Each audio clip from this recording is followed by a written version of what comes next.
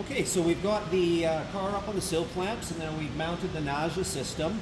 I've noticed here, Greg, we've got these extensions on. Could you maybe elaborate as to what the purpose of having those set up that way?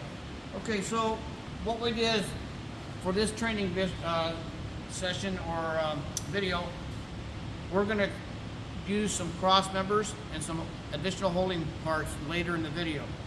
So in order to accommodate those points or those hires, we need to have a couple of cross members on here to hold our chameleon holding parts. So that needs to be elevated above the cross members.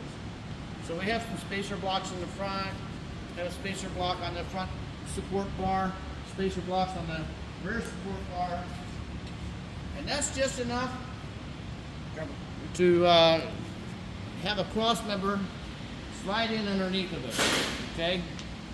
As an example, if we wanted to put a cross member up here to hold a specific point in the rear of the car, we'll put it up here.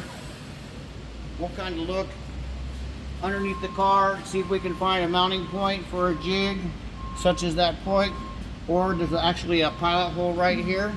So we can move the cross member back if we wanted to, and build a holding point. Okay, so additional in addition to the rocker clamps, we can have some index by measuring with the NAJA, the car, to make sure we know where all the points are, that there's nothing bad. If the point is good, we can build a jig to hold it, so we can keep it right where we have it.